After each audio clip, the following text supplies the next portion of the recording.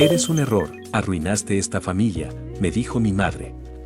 Siempre creí que las familias se rompen con gritos, portazos o traiciones grandes, pero la mía empezó a desmoronarse con una frase dicha en voz baja, una noche cualquiera, cuando mi madre dejó el plato sobre la mesa. Suspiró como si yo fuera el último peso que cargaba y me dijo sin mirarme: eres un error, arruinaste esta familia, y en ese instante sentí como algo dentro de mí se apagaba para no volver a encenderse igual, porque no fue un insulto lanzado por rabia sino una sentencia repetida.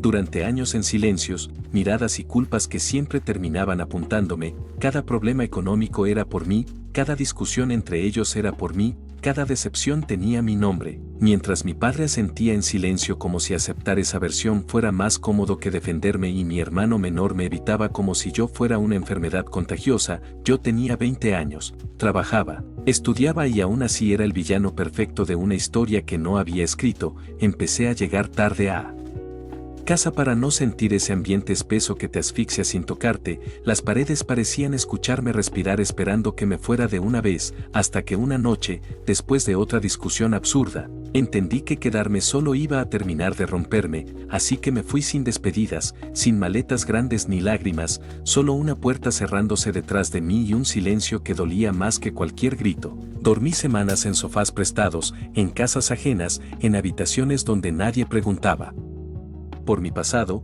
y ahí comenzó lo que yo creí que era mi caída, aunque más adelante entendería que cuando te quitan todo también te quitan el miedo a perder, y aunque esa noche me sentí humillado, vacío y completamente solo, algo empezó a endurecerse dentro de mí, algo que todavía no sabía nombrar, pero que sería el primer paso de un camino que nadie en mi familia vio venir.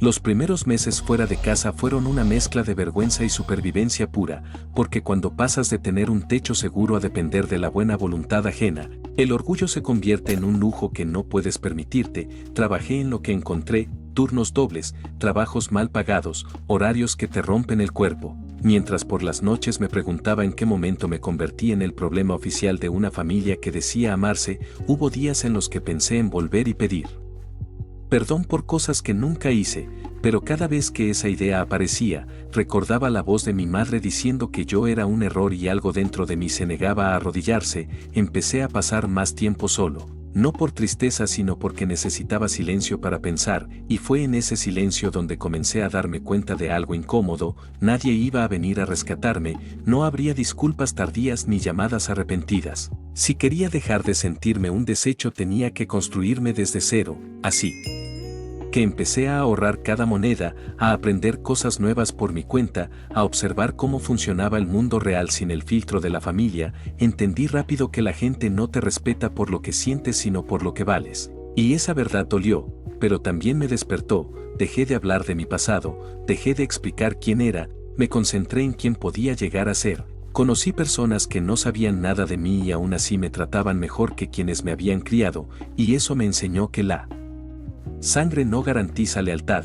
Poco a poco dejé de sentirme una víctima y empecé a verme como un proyecto inacabado, alguien que podía reinventarse si estaba dispuesto a pagar el precio. Y mientras mi familia seguía con su vida creyendo que yo había desaparecido por fracaso, yo estaba aprendiendo a convertirme en alguien que no necesitaría jamás su aprobación, sin saber todavía que ese crecimiento silencioso sería lo que más adelante los pondría contra la pared cuando nuestras historias volvieran a cruzarse.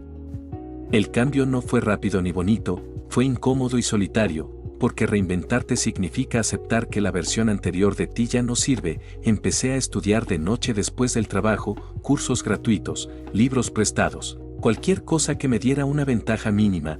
Mientras otros salían o descansaban, yo me quedaba despierto con café barato y una determinación que nació del rechazo. No quería demostrarles nada a ellos todavía. Primero necesitaba demostrármelo a mí. Con el tiempo conseguí un mejor empleo, luego otro, y aunque seguía viviendo con lo justo, por primera vez sentí que avanzaba. Cambié mi forma de hablar, de moverme, de reaccionar. Dejé de justificarme ante los demás y aprendí a escuchar más de lo que hablaba. Entendí que el mundo respeta al que controla sus emociones y actúa con cabeza fría. Cada pequeño logro era una victoria silenciosa contra aquella frase que me marcó.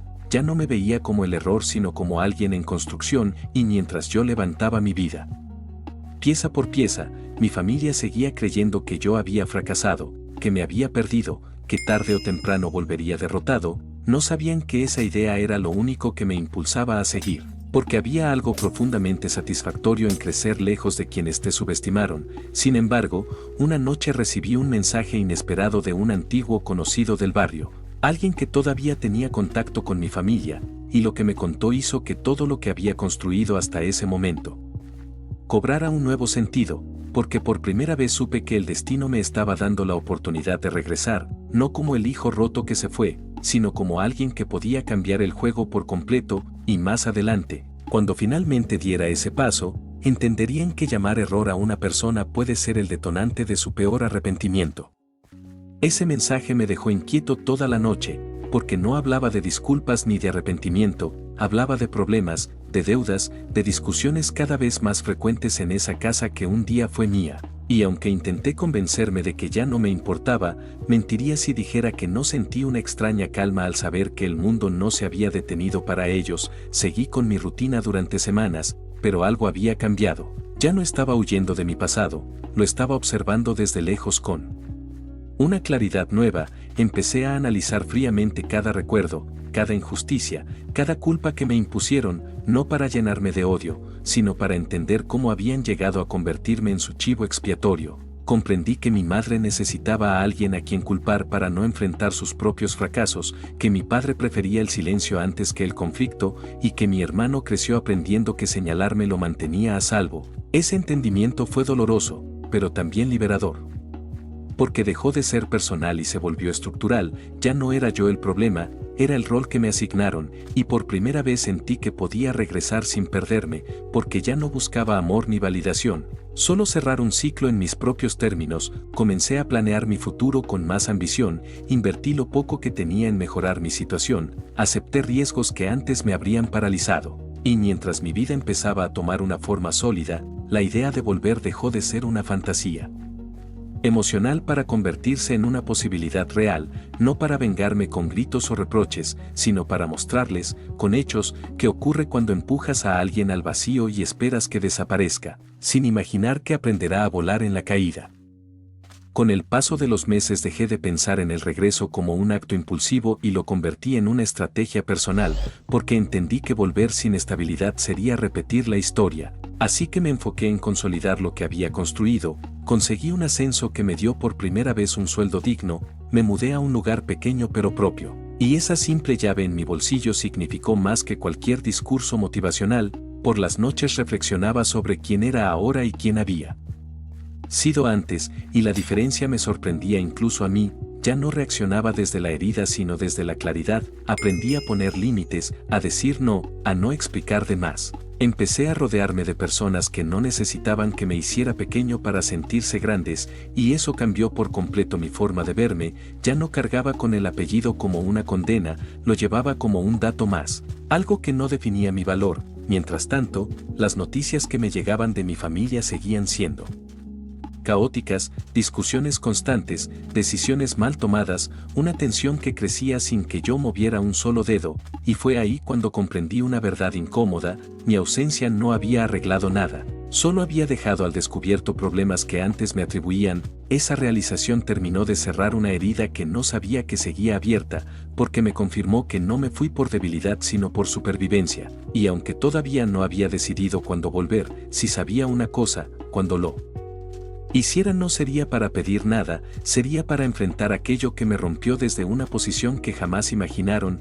y más adelante, cuando finalmente cruzara de nuevo esa puerta, entenderían que algunas despedidas no son el final, sino el inicio de algo mucho más incómodo para quienes creyeron haber ganado. La decisión de volver no llegó como un arrebato ni como una venganza ardiente, llegó una mañana tranquila, mientras tomaba café en mi propio departamento, y me di cuenta de que ya no pensaba en ellos con dolor sino con distancia. Y esa fue la señal definitiva, porque regresar solo tiene sentido cuando el pasado ya no puede controlarte. Preparé todo en silencio, pedí unos días libres, ordené mis asuntos y avisé solo a una persona de confianza por si algo salía mal. No buscaba testigos ni apoyo emocional, necesitaba enfrentar aquello solo, como siempre lo había hecho. El viaje de regreso al barrio fue extraño, las calles parecían más pequeñas, los recuerdos menos intimidantes. Y por primera vez sentí que caminaba como un visitante y no como alguien que pedía permiso para existir. Al acercarme a la casa noté detalles que antes ignoraba: la pintura desgastada, el jardín descuidado, la sensación de estancamiento. Toqué la puerta sin miedo y esperé. Cuando mi madre abrió y me vio, su rostro pasó por sorpresa, incomodidad y una sonrisa forzada que no llegó a los ojos. Me invitó a pasar como si nada hubiera ocurrido, como si las palabras que me expulsaron nunca hubieran existido. Mi padre levantó la vista del televisor y asintió.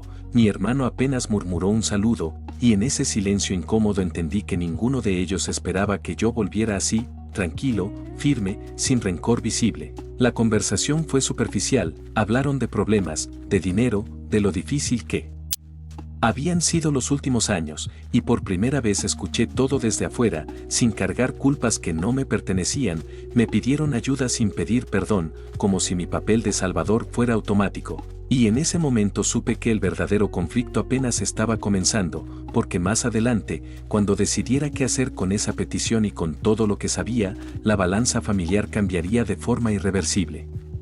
No respondí de inmediato a esa petición disfrazada de confianza. Me limité a escuchar mientras exponían sus problemas como si yo aún formara parte del equipo, como si no hubiera pasado nada, y fue ahí donde comprendí que para ellos yo nunca dejé de ser útil, solo dejé de ser digno. Les dije que necesitaba tiempo para pensarlo y la decepción se les escapó por el gesto, porque esperaban una solución inmediata, no una persona con criterio. Me fui esa noche con una calma extraña, sin rabia, sin ganas de gritar verdades atrasadas, solo con la certeza de que el control ya no estaba en sus manos. Durante los días siguientes analicé cada posibilidad con frialdad. Ayudarles significaba volver a un rol que me destruyó. Negarme significaba romper definitivamente el vínculo, y por primera vez ninguna de esas opciones me daba miedo. Entendí que el verdadero poder no estaba en castigarlos ni en salvarlos, sino en decidir desde dónde relacionarme con ellos. Regresé a la casa días después con una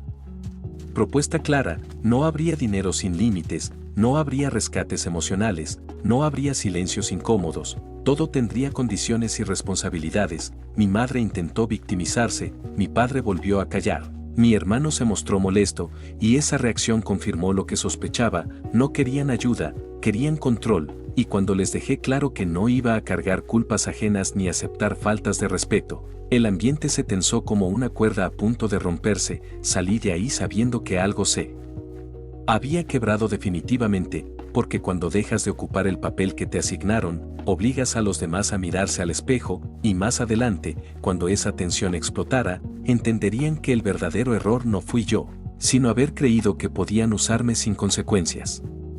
La reacción no tardó en llegar, porque cuando alguien pierde el control que daba por sentado, lo primero que hace es intentar recuperarlo a través del conflicto. Los mensajes comenzaron a volverse más fríos, las llamadas más insistentes, y cada conversación llevaba implícita la misma pregunta: ¿por qué ya no era el mismo? ¿Por qué ahora ponía límites? ¿Por qué no aceptaba sin cuestionar? Y yo escuchaba todo con una serenidad que antes no tenía, porque entendí que no estaban enojados conmigo.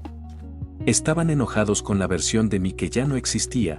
Mi madre empezó a recordar selectivamente el pasado, suavizando sus palabras, cambiando frases, negando cosas que yo recordaba con absoluta claridad. Mi padre intentó mediar sin tomar postura, como siempre, y mi hermano oscilaba entre la culpa y el resentimiento. Vi en ellos el reflejo de una familia que funcionaba solo mientras alguien cargara con el peso. Y esta vez ese alguien no era yo. Cada visita se volvía más tensa, más honesta en el peor sentido, porque empezaron a salir reproches antiguos, manipulaciones disfrazadas de preocupación, intentos de hacerme sentir responsable otra vez. Pero algo había cambiado para siempre. Ya no reaccionaba, ya no me defendía, solo observaba y tomaba nota, porque comprendí que la verdadera confrontación no necesitaba gritos, necesitaba resistencia. Seguí con mi vida paralelamente, trabajando, avanzando, construyendo, sin permitir que ese caos volviera a absorberme. Y mientras ellos se hundían en discusiones internas buscando un nuevo culpable, yo confirmaba una verdad que tardé años en aceptar: no me fui porque era débil, me fui porque era el único que veía que así no se podía seguir. Y aunque todavía no sabía cómo ni cuándo terminaría todo esto, sentía que el desenlace se acercaba, uno donde ya no habría espacio para fingir ni para esconderse detrás de mí.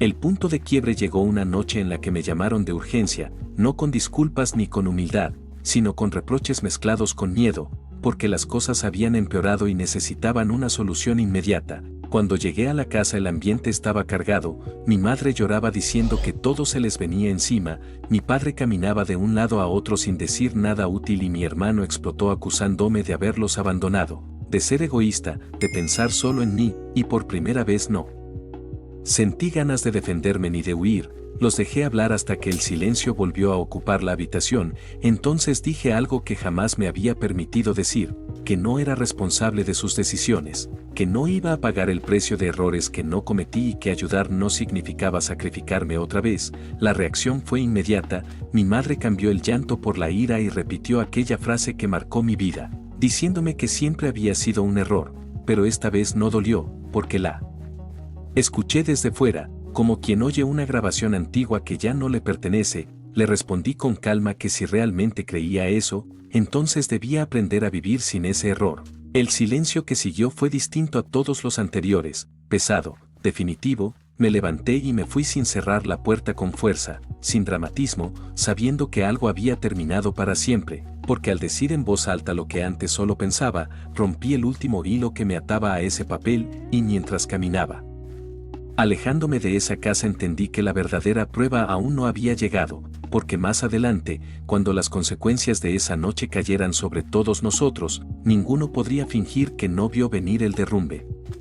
Después de esa noche corté el contacto durante semanas, no como castigo sino como una necesidad básica de supervivencia emocional, porque entendí que sanar no siempre implica dialogar sino alejarte del lugar donde te siguen hiriendo. Me enfoqué por completo en mi vida, en mi trabajo, en las personas que me rodeaban ahora y que no me exigían cargar culpas ajenas para merecer su respeto, y aunque pensé que la culpa aparecería, lo que sentí fue una ligereza que nunca había experimentado. Dormía mejor, pensaba con más claridad y por primera vez el recuerdo de mi familia no dictaba mis decisiones. Sin embargo, el silencio no duró para ellos, porque los problemas que antes me atribuían comenzaron a estallar sin un responsable claro, discusiones entre mis padres, reproches cruzados, decisiones apresuradas que empeoraban la situación. Supe por terceros que la casa estaba al borde de perderse y que la tensión había llegado a un punto insoportable, y lejos de sentir satisfacción, sentí una confirmación amarga.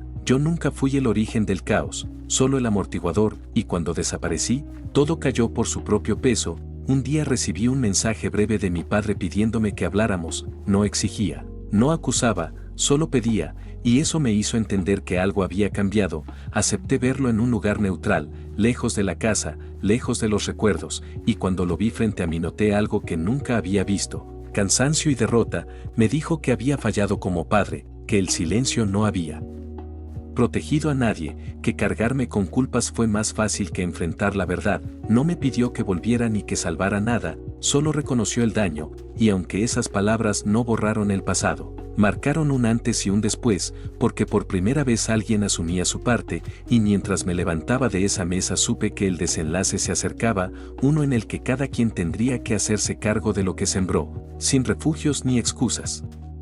Esa conversación con mi padre no me devolvió la familia ni cerró todas las heridas, pero sí me dio algo que nunca había tenido: la confirmación de que no estaba loco, de que el dolor que cargué durante años no había sido exageración ni debilidad. Volví a mi rutina con una serenidad distinta, ya no esperaba nada de ellos y, curiosamente, eso me dio una libertad enorme. Mi madre no volvió a llamarme, su orgullo era más fuerte que cualquier intento de reflexión, y mi hermano se mantuvo distante, atrapado entre la lealtad aprendida y una culpa que no sabía cómo enfrentar. Las semanas pasaron y los problemas siguieron acumulándose para ellos. Supe que finalmente perdieron la casa, ese lugar donde me dijeron que yo era el error, y la noticia no me provocó alegría ni tristeza, solo una sensación de cierre, porque entendí que los espacios también guardan consecuencias. Mi padre volvió a escribirme tiempo después, no para pedirme ayuda económica ni favores, sino para decirme que se estaba mudando solo, que necesitaba empezar de nuevo aunque fuera tarde, y le deseé suerte con honestidad, sin rencor, sin ironía. Mientras tanto yo seguía avanzando, consolidando mi trabajo, proyectando un futuro que antes ni siquiera me atrevía a imaginar, y en medio de todo ese crecimiento silencioso comprendí que mi viaje no había sido sobre venganza sino sobre identidad, sobre dejar de vivir bajo una etiqueta impuesta. Sin embargo, algo aún quedaba pendiente, porque aunque yo había sanado, mi historia con ellos todavía no había mostrado su última consecuencia, y más adelante, cuando el pasado volviera a tocar mi puerta de una forma inesperada, el verdadero significado de aquella frase, "eres un error", terminaría por invertirse por completo. El reencuentro final no llegó con dramatismo ni reproches, llegó en forma de una llamada que casi no contesto, porque reconocí el número de mi madre y durante segundos dudé si aún le debía algo a ese pasado. Atendí más por cierre que por esperanza y su voz sonó distinta, cansada, sin la dureza que me había perseguido durante años. Me dijo que necesitaba verme, no para pedirme dinero ni ayuda, solo para hablar. Acepté con una calma que me sorprendió y quedamos en un café sencillo, lejos de cualquier recuerdo compartido. Cuando llegó la vi más pequeña, no físicamente, sino emocionalmente, como alguien a quien la vida finalmente le había quitado el escudo. Habló despacio, evitando mirarme al principio, y luego dijo lo que nunca imaginé escuchar, que había sido injusta, que me convirtió en el error porque no supo enfrentar sus propios fracasos, que señalarme fue más fácil que mirarse. No lloré ni sentí alivio inmediato, solo una claridad profunda. Le respondí que no necesitaba